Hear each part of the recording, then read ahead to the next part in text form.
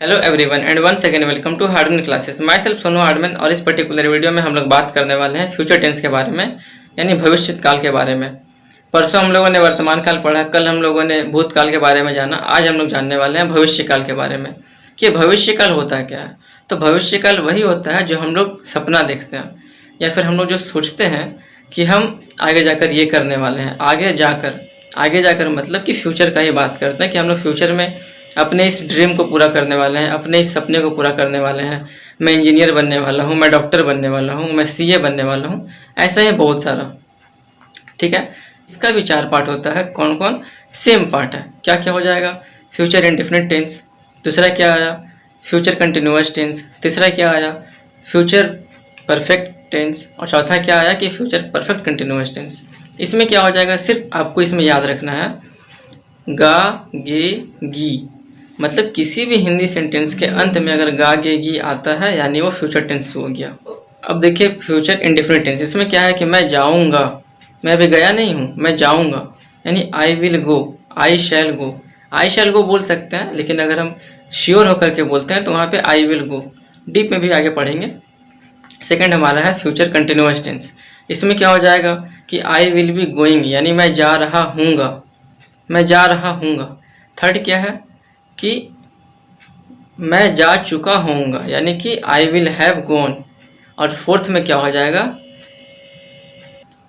वही same timing का कि मैं सुबह से जा रहा हूँगा, I will have been going since morning. बस यही सब चीज़ है। तो चलिए मैं अपने प्रेजेंटेशन के द्वारा आपको और अच्छे से एक्सप्लेन करने की कोशिश करता हूँ। एक बात मैं आपको बता देना चाहता हूँ फ्रेंड्स कि साउंड का थोड़ा सा प्रॉब्लम चलता है, माइक थोड़ा सा मेरा ख़राब हो गया है, इसलिए मैं मोबाइल के स्पीकर से ही कर रहा हूँ। तो अगर आप लोग ईयरफोन का यूज़ करके सुनेंगे तो ज़्यादा बेटर होगा आपके लिए, अच्छे से हर एक वर्ड समझ में आएगा। चलिए शुरू करते हैं। फ्यूचर टेंस भी इंट्रोगेटिव सेंटेंस में रहे तब हम लोग क्या करेंगे? तो जो हेल्पिंग वर्ब होता है वो हमारा सेंटेंस के पहले लिख देते हैं। अब देखिए इसी प्रकार से इसमें हम लोग क्या सीखेंगे कि फ्यूचर इंडेफिनिट टेंस का जो हेल्पिंग वर्ब क्या है, तो इसमें हम लोग का यूज़ होता है शैल और विल का यूज़ होता है। ठीक है, आपको छोटा सा एक और बात मैं बता देना चाहता हूँ कि शैल का यूज़ किसके साथ होता है, तो सिर्फ आई और वी के साथ हम लोग शैल का यूज़ करते हैं। बाकी जितना भी बच गया ही, शी, इट, यू, दे, उन सभी के साथ किसका यूज़ हो जाएगा? तो विल का यूज़ हो जाएगा। ठीक है, उन सभी के साथ विल का यूज़ हो जाएगा। उसी प्रकार से फ्यूचर कंटिन्यूअस टेंस में क्या हो जाएगा? तो इसमें शैल के साथ बी लग जाता है, शैल बी और विल बी का यूज़ हो जाएगा। ठीक है, शैल बी और विल बी का यूज़ हो जाएगा। उसी प्रकार से फ्यूचर परफेक्ट टेंस में क्या हो जाएगा? तो बस शैल के साथ हैव लगा दीजिए और विल के साथ भी यहाँ पर क्या लग जाएगा? हैव लग जाएगा मेरा। ठीक है, और लास्ट में हमारा क्या बच गया? तो लास्ट में हमारा बच गया फ्यूचर परफेक्ट कंटिन्यूअस टेंस। तो इसमें क्या हो जाएगा? इसमें भी उसी प्रकार से सेम आ जाएगा। क्या? तो इसमें शैल हैव बीन लग जाएगा बस, क्योंकि देखिए ये भी एक प्रकार से किसके जैसा लग रहा है? तो प्रेजेंट इंडेफिनिट टेंस का जैसा लग रहा है, क्योंकि देखिए ये वाला हिस्सा सब कुछ सेम है प्रेजेंट टेंस के जैसा ही, सिर्फ यहाँ पर एक एक्स्ट्रा बढ़ रहा है शैल और विल।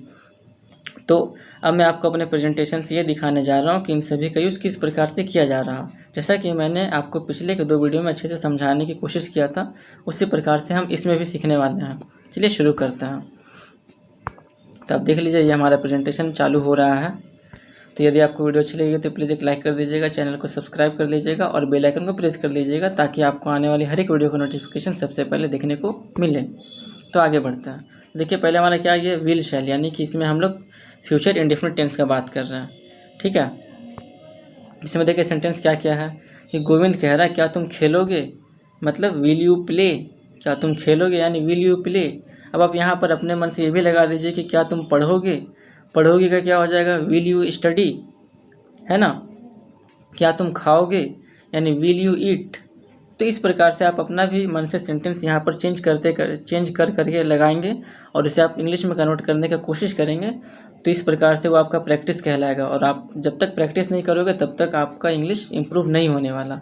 मैं आपको सिखा रहा हूँ, सिखाने के बाद आपको खुद प्रैक्टिस भी करना होगा ना। अब देखिए राम क्या कह रहा है? नहीं मैं नहीं खेलूँगा, यानी आई वॉन्ट, सिंपल। अब देखिए जो वॉन्ट क्या होता है, तो विल नॉट को, ठीक है, विल नॉट को हम लोग शॉर्ट फॉर्म में क्या कहते हैं? इसी को हम लोग शॉर्ट फॉर्म में कहते हैं वांट। ठीक है, आइए समझ में, आगे बढ़ते हैं। फिर देखिए गोविंद क्या कह रहा कि क्या तुम कल आओगे, यानी विल यू कम टुमारो। यहाँ पे आने वाला कल का बात हो रहा है, यानी फ्यूचर का बात हो रहा है, तो क्या हो जाएगा विल यू कम टुमारो। तो इसी में देखिए राम कह रहा कि हाँ मैं आऊँगा, यानी यस आई शैल कम। अब मैंने आपको बताया था कि आई के साथ क्या लगता है, शैल लगता है। अब यहाँ पर देखिए यहाँ पे वॉन्ट लगा है, यानी यहाँ पे विल नॉट लगा है, मतलब इस जगह पे आई के साथ विल लगाया है। तो वो इसलिए लगाता है जब कोई चीज़ ज़्यादा ज़रूरी हो जाता है ना, तब हम लोग आई के साथ विल भी लगा सकते हैं, ठीक है। वो भी मैं आपको बताऊंगा आगे की वीडियो में।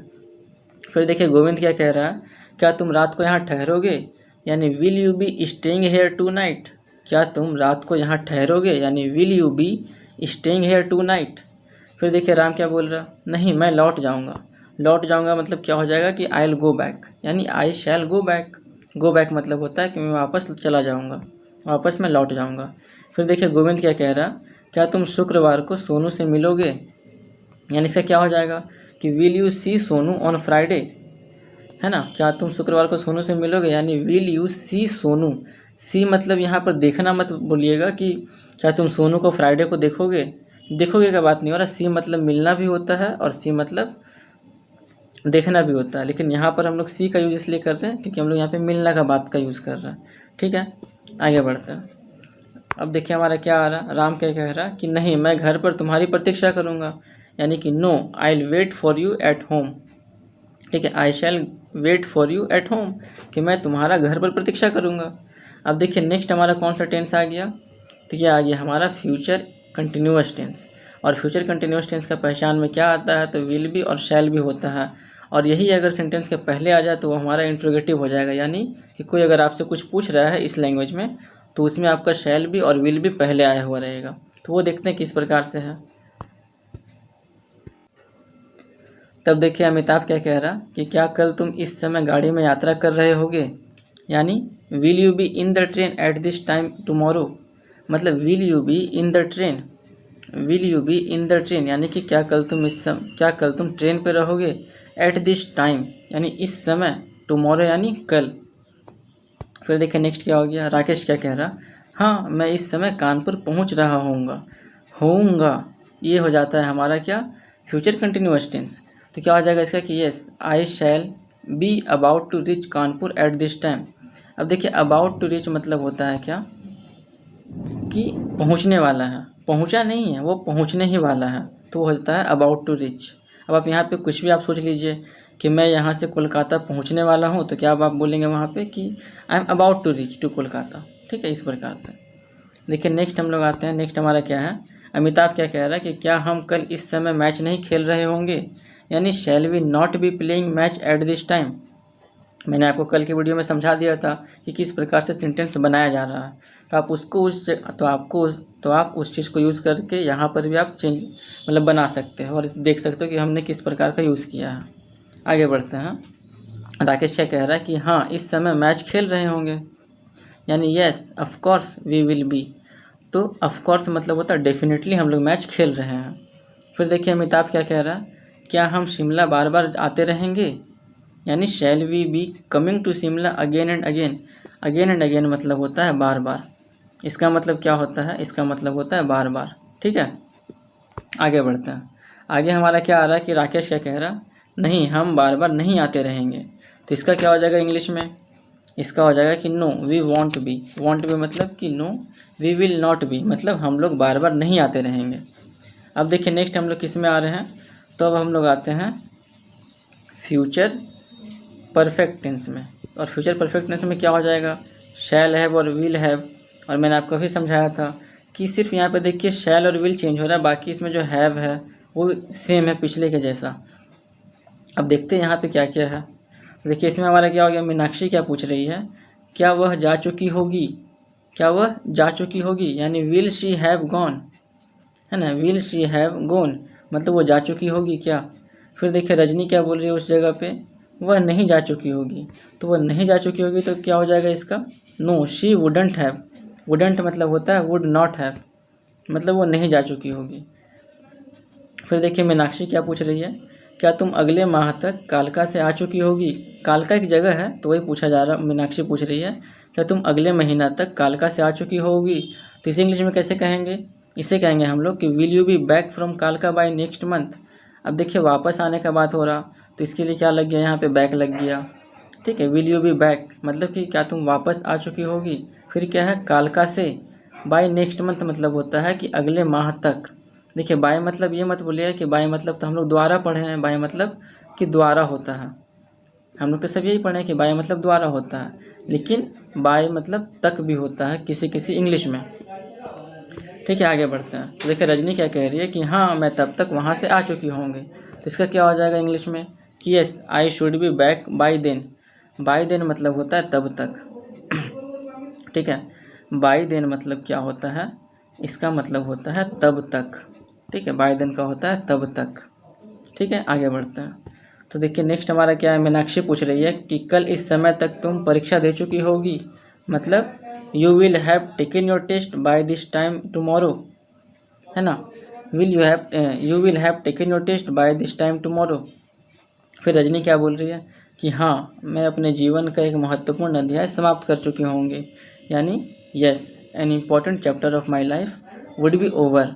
ओवर मतलब होता है समाप्त करना। ठीक है, ओवर मतलब क्या होता है, तो ओवर मतलब होता है समाप्त करना। आगे बढ़ते हैं। तो क्या है, मीनाक्षी क्या कह रही है, क्या तुम अगले वर्ष 10वीं पास कर चुकी होगी। ठीक है, अगले वर्ष 10वीं पास कर चुकी होगी, तो इसका क्या हो जाएगा, will you have passed 10th class examination by next year.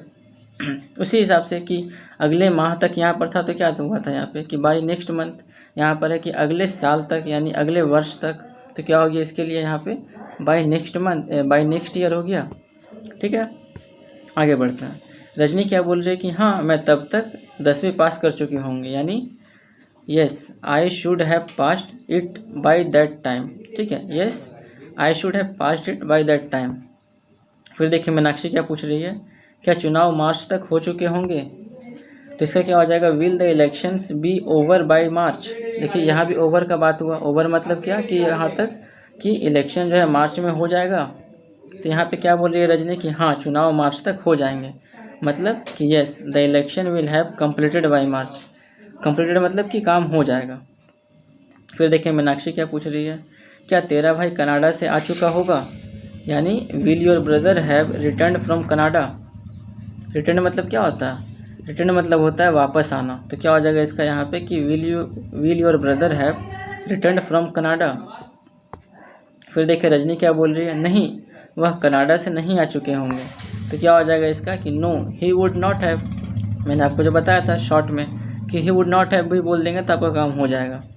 अब देखिए आगे बढ़ते जो कि हमारा लास्ट है, और ये लास्ट क्या है कि विल हैव बीन और शैल हैव बीन का यूज़ किया गया है। इसका यूज़ किस में किया जाता है, तो इसमें मैंने आपको बताया था कि ये होता है फ्यूचर परफेक्ट कंटिन्यूअस टेंस, और इसमें हम लोगों का समय भी दिया रहता है। क्या दिया रहता है, तो इसमें हम लोगों का समय भी दिया हुआ रहता है। इसे देखते हैं। तो इसमें क्या आएगा, हमारा पहला सेंटेंस है कि प्रभात कह रहा, क्या कल तुम इस समय सो रहे होगे, यानी आने वाले कल का बात हो रहा है। जैसे कल छुट्टी है तो इसके लिए क्या बोला जा रहा कि क्या तुम कल इस समय तक सो रहे होगे, छुट्टी है तो प्रभात देखिए इसी को इंग्लिश में क्या कह रहा, will you have been sleeping tomorrow at this time. Will you have been sleeping tomorrow at this time, क्या कल तुम इस समय तक सो रहे होगे। सुधीर बोल रहा नहीं शायद मैं इस समय पढ़ रहा हूँगा। अब ये तो फ्यूचर का बात हो रहा ना, तो कोई कंफर्म नहीं है, इसलिए बोल रहा है क्या कि शायद मैं इस समय तक पढ़ रहा हूँगा। जैसे इंग्लिश में क्या हो जाएगा कि no probably I shall have been studying at this time. Probably मतलब होता है शायद, कि I shall have been studying at this time, कि मैं इस समय तक पढ़ रहा हूँगा। फिर देखिए प्रभात क्या कह रहा, और तुम्हारा भाई राजीव क्या कर रहा होगा। तो क्या हो जाएगा, and what will your brother Rajiv have been doing, है ना। What will your brother Rajiv have been doing, कि तुम्हारा भाई क्या कर रहा होगा। तो उसमें देखिए सुधीर बोल रहा वह शिमला जाने की तैयारी कर रहा होगा। मतलब क्या हो गया कि he will have been preparing to leave for Shimla. अब देखिए कहीं कोई जाने का तैयारी करता है तो उसमें हम लोग क्या बोलते हैं, लीव फॉर लगाते हैं, और फिर जो जगह है वो यहाँ पे लगाते हैं। अगर आप मान लीजिए कि अगर आप बोल रहे हो कि मैं कोलकाता जाने की तैयारी कर रहा हूँ, तो आप क्या बोलेंगे उसके लिए, आप यूज़ करेंगे लीव फॉर कोलकाता। ठीक है, इस हिसाब से आप यहाँ पे वर्ड को चेंज करके अपना एक नया सेंटेंस बना सकते हैं, और वहाँ से आप इसे इंग्लिश में कन्वर्ट करके आप सीख सकते हैं। आगे बढ़ते हैं। तो नेक्स्ट देखिए हमारा क्या आता है, प्रभात क्या कह रहा, क्या इस समय सिपाही जेब कतरे से पूछताछ कर रहा होगा। अब देखिए जेब कतरे क्या होता है, तो जेब कतरे वही होता है जो पॉकेट जो पॉकेट मारता है। तो क्या हो जाएगा इसका प्रभात का कि will the policeman have been interrogating the pickpocket at this time. अब देखिए इस जेब कतरे को ही बोला जा रहा है क्या, पिक पॉकेट कहा जाता है। ठीक है, जेब कतरे को ही कहा जाता है क्या, पिक पॉकेट कहा जाता है। आगे बढ़ते हैं तो क्या है, तो देखिए यहाँ पे सुधीर क्या कह रहा है, नहीं वो गश्त कर रहा होगा। गश्त मतलब होता है ऐसे राउंड मारना, पुलिस लोग जो रात में जो राउंड लगाता है उसे कह रहा है गश्त करना। तो देखिए सुधीर क्या बोल रहा है उसे इंग्लिश में, no he will have been on his round, कि वो तो अपना राउंड लगा रहा है। अब देखिए कुछ पॉइंट आपको याद रखना है। वो पॉइंट क्या है कि आई और वी, जो कि मैंने आपको पहले समझा दिया था कि आई और वी के साथ शैल का यूज़ किया जाता है, और बाकी जो बच गया ही she it they and you के साथ किसका यूज़ किया जाता है, तो विल का यूज़ किया जाता है। ठीक है, तो बस फ्रेंड आज का हमारा क्लास यहीं तक समाप्त होता है। Thank you, Radhe Radhe. अब मैं आपको मिलता हूँ कल एक नई वीडियो के साथ, जब तक के लिए टिल देन गुड बाय।